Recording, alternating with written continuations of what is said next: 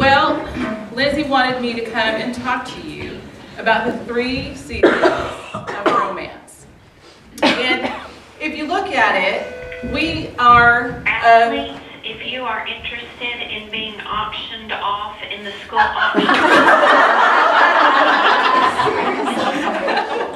that usually happen or no?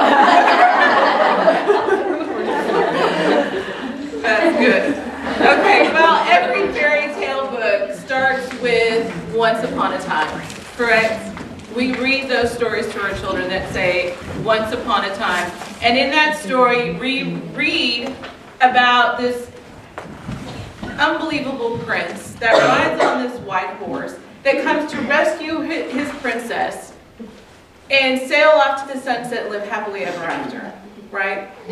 We've read that time and time again. And as little girls, hearing those stories, we wanted our prince. We wanted to go and ride off into the sunset, to be rescued and have this amazing life together where we can finish the story and it says happily ever after. And so we really did. I mean, think about it, ladies. We did. We believed in that. Our husbands now, think about it. Before they became our husbands, we did. We held their hands, right? We, were all the time spending together. We thought about each other when we weren't together. We wanted to just, everything that was new and fresh in our relationships was amazing. I mean, they were in our hearts would pound. You know, we'd look at each other. And so it was intoxicating. And the thought of love conquers all was evident in this season. It was evident. And unfortunately, some of the TV shows have exploited that. I mean, you think about it. The Bachelor and the Bachelorette. How many of you watch that? Nobody will raise their hands, right? Or now we've got what? The Kardashians. How many days was it that she was married? 72 days. 72 days of marriage. And let me give you a little statistics because, you know, the last time I gave this talk was, if you guys remember, the Bachelorette when Trista and Ryan got married. And so I looked last night, I thought, well great, I'm going to do Kim Kardashian because that's news, that's new news. Well, here's some statistics of her fairy tale marriage. She had $2 million in a 20-carat diamond ring, plus the $1 million for his ring. $70,000 in gowns, her bridal gown, her reception gown, and her after reception gown. $50,000 in shoes. $150,000 for her makeup artist. That should tell us something. $10,000 for wedding announcements. $250,000 for flowers, and $15,000 for her wedding cake. They're averaging between $10 to $20 million in this wedding, and basically in this fairy tale wedding to this man. That lasted, mind you, how many days, ladies? 72 days. 72 days. So what happens is this reality comes along and exposes this reality to what it is, an illusion. An illusion. And we begin to see the saying that if love is blind, then marriage is a real eye-opener. Let's say that again. If love is blind, marriage is a real eye-opener. And one thing Kim did say, she said, you know, when she filed for divorce, and she had said this comment, she said, I had hoped this marriage was forever. And I want you to focus on that word hope. But she had said, I had hoped this marriage was forever. I want you to get this point. New love is easy, but happily ever after is hard work. New love is easy, but happily ever after is hard work. And that leads us into our second season. And that second season is disappointed love. How many of you have been married more than 1 year? Mostly all of you. Okay, and that's good because disappointed love, ladies, how many of it shocks us it shocks every couple from that fairy tale dream. It is all of a sudden, wait, who are you? Who did I marry? wait, these habits I did not know. What you do, I do not like. They become exposed, and we don't know who this man is that we married. And we become disappointed because where's the prince? Where was the prince that I married? But however, it can be healthy for a marriage. It can be. And it's very necessary to make that in a great marriage. And in this time of experience, disappointment, love. It means from falling in love to deciding that forever is going to be hard work. It's understanding that you come to a place when you realize, for me to make this marriage work, it's going to take hard work. The fantasy and the illusion of the fairy tale is no longer there. And I have to come to the conclusion that I have to make it work. And in this season, disappointment becomes a daily lifestyle. Couples fight with their words. We call that intense fellowship in our house. We call that intense fellowship in our house. And you know, one can sleep on the couch and one's on the bed, and we walk on eggshells in this relationship. And this is when the love, romance, and the marriage, it requires one word: courage. Courage.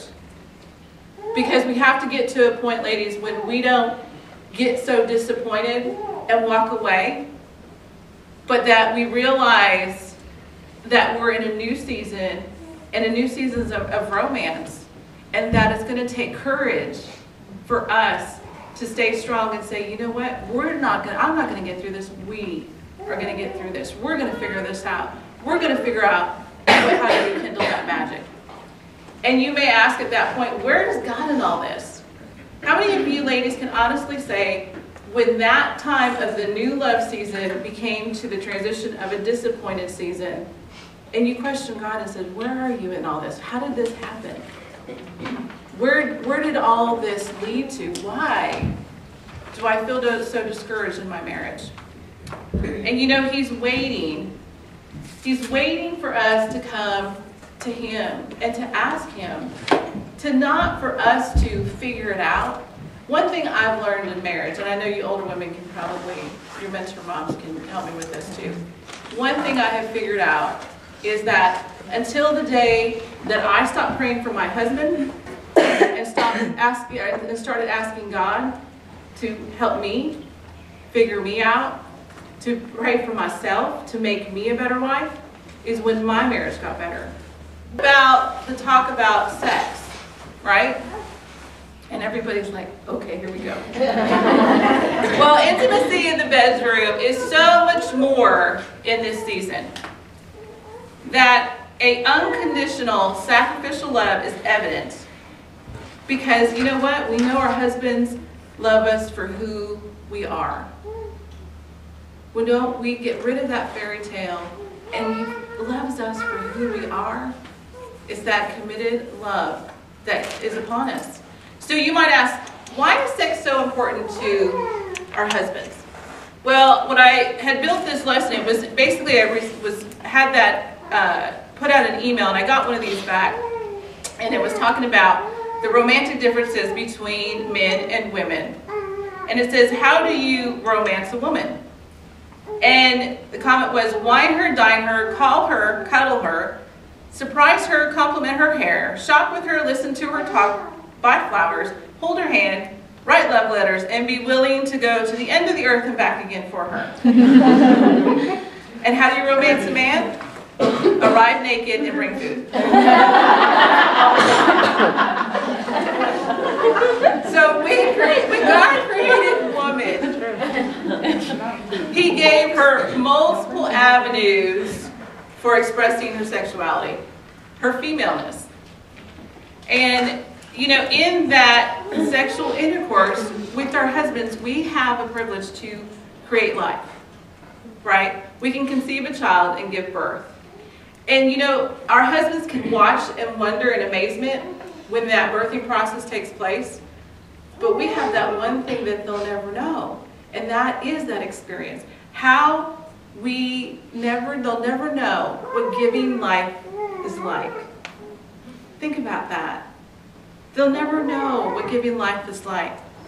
So this experience does affirm us as females, and women were made to nurture life.